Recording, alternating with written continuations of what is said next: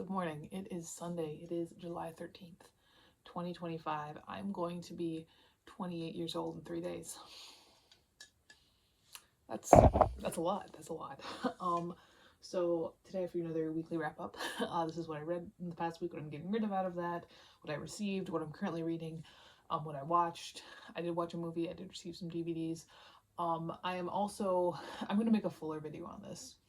But I'm also done doing TBRs, even like ones that I don't share with anybody. Like I'm kind of, there's been a bit of a push for a lot of people, like can we get back to how we used to read when we were a child?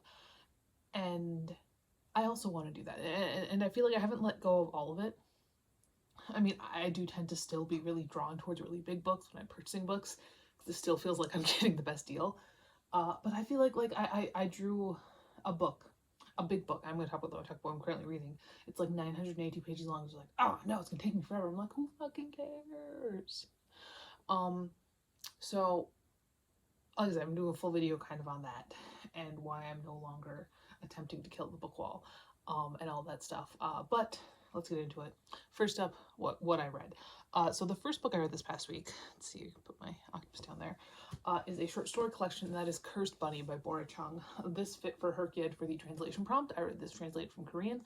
I'm still doing Her Kid. I'm just not doing set TBRs. I'm just kind of seeing how I can fit stuff in there because there's so many prompts, you know? Anyway, Cursed Bunny, we have a number of different stories. They're all a little weird. They're all very interesting. The ones that I liked the most were the ones that dealt more specifically with like the state of womankind, and also the one with that poor little dragon boy. What was that called? Raw? Was that one Raw? Scars. I love that one. I also, the last story, I listened to it as I was on a walk and it nearly made me cry. This was such a fun book. It was such a fun set of stories. I really liked how just how it all came together. I liked the writing style. They weren't all great. I gave it a 4.75 out of 5 stars. So anything I didn't like as much? Ruler of Winds and Sands was kind of meh, honestly. And so was the titular story, Cursed Bunny. Meh. But overall, like I said, 4.75 out of 5 stars. Super fun. Super fun. All right, then I read my first Bentley Little book, and that is The Town by Bentley Little. And what this does, this follows this this family, and they've just won the lottery. And so what they decided to do is the dad who won the lottery, he says he's going to move them all back to his hometown, which is a small town in Utah, Arizona, same fucking thing. In Arizona, I'm sorry. And I'm pretty sure that when I put this on the spreadsheet, I said it took place in Utah, but it's in Arizona. I'm gonna have to check that. Either way, this one fit for Her Kid was on my TBR for a long time. I got it so long ago I didn't even write the date I got it in there. But anyway, they go back to this town, and things are going weird. Like people are dying in really weird ways. Like the first one, I'm only gonna tell you the first one. This woman gives birth to a cactus. And you might think, wow, that sounds really interesting. Unfortunately, the writing wasn't. And also, the preteen son, I guess he's 13, the pubescent son, is just such a fucking little perv, man. And I get that it was trying to let you know, like, the town is changing them all for the worse, but I'm like, this is gross. And, like, not even in a fun way, gross. Like, it's just gross. And I feel like I've heard that that's a bit of a theme for Mr. Little, and I don't know, like Layman obviously is really gross, but he's got a bit of a charm to him. There was no real charm to this. I give it 3.75 out of 5 stars. Like I said, it wasn't bad, and I thought it was pretty creative. A lot of these deaths, I was like, holy shit. The ending was creative. There was a lot about religion in here. It was fine. 3.75 out of 5 stars. All right, then I watched a really bad movie. I watched Dreamcatcher. This is not my first time watching Dreamcatcher. Man, this movie's so fucking bad. It's so bad. Like, I actually really enjoy the book for Dreamcatcher. As a Dreamcatcher, it's based off of the Stephen King book of the same name. And it follows these 4 friends as they go on a hunting trip that they go on semi-regularly in the snow. But this time there's something weird that's going on. Like, this guy shows up at their cabin and he is Like, he's definitely got some gastrointestinal distress, but then also, like, something weird coming out of him. And yeah, this is the one with the shit weasels. That's what this one is. Morgan Freeman's there, he's evil. Aliens, mind control. Very Stephen King-y. It's a very, very Stephen King, and, like, kind of not in a good way. The characters were so bad. And, like, I love Jason Lee. Okay, like, I love Jason Lee. I grew up watching My Name is Earl. Oh my god. He was so bad. He was so bad. And he was so bad. I kind of liked Henry. And like I said, this isn't my first time watching this movie, and I've read the book a multitude. I love the book, actually. I think it's really stupid, but it's really fun. I think I gave this 2 out of 5 on Letterboxd. Oh my god, Dreamcatcher. Oh, all right. Then I read a nonfiction book, and that is The Road to Jonestown, Jim Jones' The People's Temple by Jeff Gwynne. This is not my first time reading this book. I've read this book a couple times. It's really good. I mean, Jeff Gwynne is such a master of his craft. Like, he is probably one of the best true crime writers writing today. He doesn't come out with very much. He came out with this. He came out with one about Manson, one about Bonnie and Clyde. I've read all 3 of them. I think there's actually another one that I haven't read. The Last Gunfight, which I should pick up just because, like, he's so good. And what he does is he picks these stories that could only, about these events that could have only happened at that very specific point in time. Like, the whole reason why Jim Jones got so much, had so much momentum was because of how much he did for civil rights in Indiana. Like, that's where all of his followers came from. And it is so weird, like, especially in the first half of this book, before it really goes down the whole, like you can, like, you know, like, obviously you know that Jim Jones is kind of terrible, and there are these little hints, but, like, in the first half of the book, it really brings up a lot of questions of, like, but do the intentions really matter? Like, does it matter that he was doing this for power when he genuinely helped so many people, and then he killed 900 people in the jungle? So at that point, it's like, well, yeah, but no, I think Jonestown is one of those things where I'm just so interested in it, and all these little things. And I mean, one of my favorite books I read last year was And Then They Were Gone, which is about the Opportunity High, which was a high school that had a lot of the Jonestown teenagers when they lived around San Francisco. And one thing that kind of jump scared me is that the guy who tried to kill Leo Ryan right away and then was, like, disarmed was Don Sly, Mark Sly's father. Mark Sly was kind of focused in on that one, not a ton, but, like, a little bit, because a lot of teachers really, really liked him. And it's like, oh, Sly. But no, like, it's such a good book, and it's such a good look at the whole picture. And it doesn't mean, like Gwen does talk about, like, yeah, he did a whole lot of good for these people, especially when he was starting out before he, got it into meth. But he also, was a megalomaniac, and he was terrible personally. I gave it 5 out of 5 stars. It's so good. It's so good. It's so good. If you want to learn about cults and you have not read The Road to Jonestown, you need to fix that immediately. All right. Fair Game by Erica Tamar. Okay.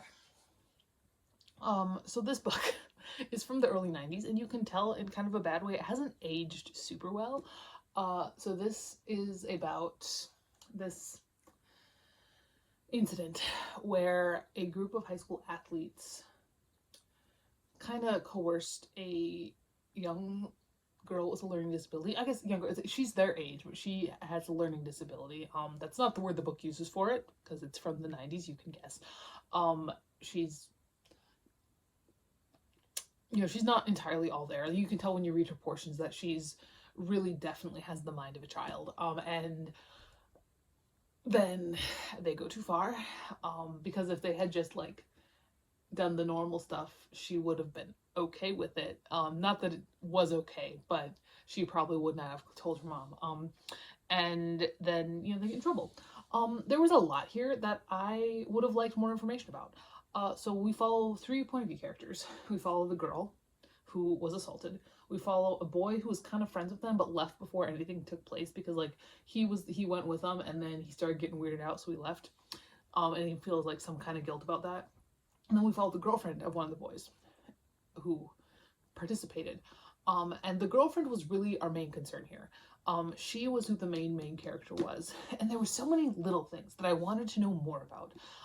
Like, for example, they decide they approach this kind of geeky loser kid, and they're like, we want to do this again, we want you to film it, because he always has a camcorder, and he goes straight to the principal because he's not a terrible person, and then he gets violently assaulted for the rest of the book. And it's just like, he just like leaves, like that's what it is. I'm like, can we learn more about Dan? Also, one of the boys is who does participate in this is clearly being abused, and you're like, this is really brushed under the rug, and we're really just only focused on how this is making Laura Jean feel because her boyfriend's a piece of shit. I'm like, can we focus on something else other than Laura Jean? Like, I'm sorry, Laura Jean, you didn't get to go to prom with your boyfriend. Tough luck. I gave it 3.5 out of 5 stars. It's a very quick read, but like I said, it didn't age super well, and just some questionable choices. Like, I don't even know why Joe Lopez was our male point of view, and I don't even know why he was, because like he was fine, but like he didn't really have much to add to the story. I guess it was to show us that not all guys are terrible, but like Dan Gregory could have been our male point of view, and he actually had something to do with the story, you know. I don't know. 3.5 out of 5 stars. All right. Okay. Then the last book I read last week was Raw, Tony Hawk Live to Skate by Blake A. Hoena, which is about this kid who ends up getting to go to this fancy school in the suburbs, and he tries to fit in, find his place, and he's really good at fixing skateboards, and it's about classism. It's a children's book. It's fine. You know, it was fine. I read this because I needed to really quickly. It's got some illustrations there. I need to really quickly read something, because that's what I ran into on my to-do list, and there was no way it was finish a book, and there was no way I was finishing my current read, I'm going to talk about in a bit. I'm going to put in my classroom library. I give it 3 out of 5 stars. All right, so when it comes to what we're getting rid of, I think, honestly, keeping this because I keep my DVDs until I go through them.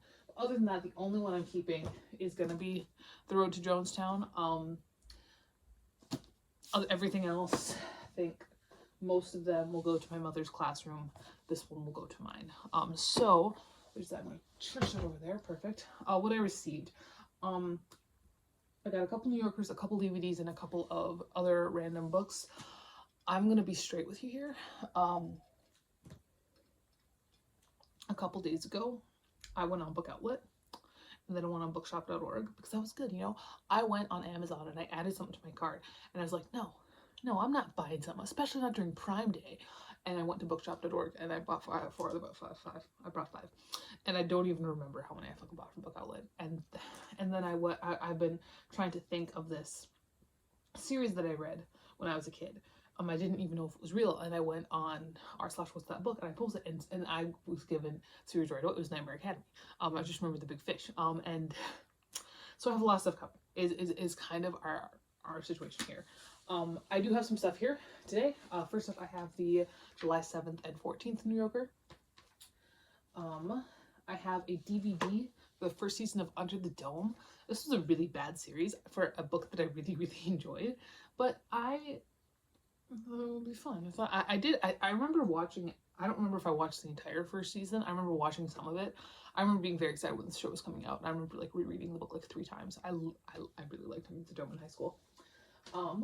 I did also get the June 30th New Yorker, which came after the July 7th and 14th one.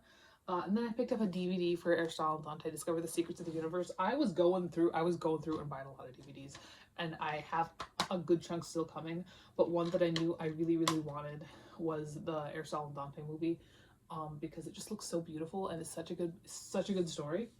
I also picked up volume 5 of Bleach, because I'm still kind of deciding I want to collect this manga. So here's volume 5. I have the first season of Robin Hood BBC.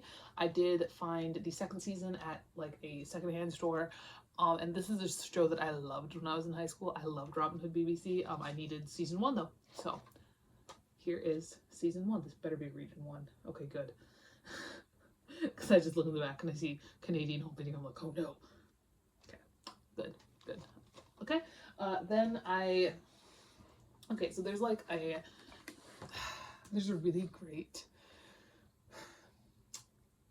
bookseller on eBay, and they always have like buy 3 get 1 free, and they're always in nice condition, and they always have the dust jackets. And so one thing I did pick up was Flame by Hilary Bell, which is the original title of Fall of the Kingdom. So I recently picked up the second and third books in hardcover, and this one, I mean, it's not going to match because they changed the name and they changed the title, but I do want them all in hardcover. I didn't want to have Fall of the Kingdom in crappy little paperback and the rest of them in hardcover.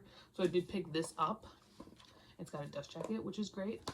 So I have this. I did also pick up a hardcover of On Writing by Stephen King. And so obviously I've read On Writing before, but I've only ever had it in paperback, so I don't currently have it on my shelves because the only books that paperback Stephen King's I have are my copy of The Green Mile because it's in the little serialized format, my copy of The Long Walk, and then my copy of 11/22/63 because that one has been annotated by me and a couple of college friends.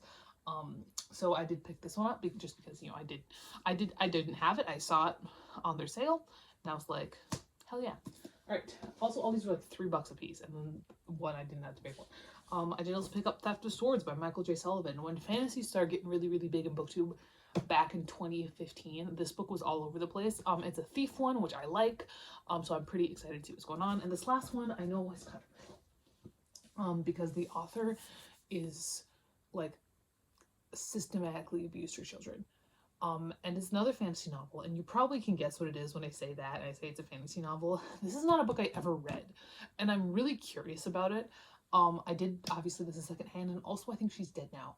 So like, you know, and that is The Mists of Avalon by Marion Zimmer Bradley. And again, like I said, like the author systematically sexually abused her children. And there's a really harrowing essay that you can read, but then there were a lot of comments that was like, now knowing this, a lot of stuff makes so much sense about her book, and I'm like, really? And that kind of made me a little curious. I did pick it up. I was curious. So what I'm currently reading, and like I said, like this is the one that I couldn't, you know, just pick up and finish on a whim. I am about 250 pages into The Stone of Tears by Terry Goodkind. There are 982 pages in this book, and so this is the book that really made me decide, like, no, I'm not doing TBRs anymore. I'm not going to do that. I want to read like I did when I was 14 and just fucking do whatever. And if it takes me a week to read this, that's okay. That's okay, Aurora. It's okay. I'm telling myself as much as I'm telling you. But no, I'm getting more into it. The first 50 pages were rough, and I was like, oh my god, I was driving because I proctored an ACT yesterday out of town about an hour away as like a favor to my father. And I got paid for it, but like that's why. And he, as I was driving, I was thinking like, oh, wouldn't it be nice if my car just kind of blew up a little and then the book got incinerated and I didn't have to finish it. And I realized I could DNF, but that's not even a thing I did when I was 14. You know, like I can count the number of books I haven't finished on one hand. Aragon, Johnny Tremaine, was that, I feel like I thought there was one more. I know Aragon and Johnny Tremaine. That might be it. Might be it. I know for sure Aragon and Johnny Tremaine. I tried to read Aragon a couple times, and it's in the book. I'll still be reading it at some point. But so like I've always finished everything I start. But no, I'm getting more into it now. It's not good, but like I'm getting more into it. It's kind of like how I felt about the first book. Like it's not good, but I'm getting into it. So there's that. There's what I read, what I received, what I'm getting rid of, what I'm keeping. That's everything. I'll talk to you later, and goodbye.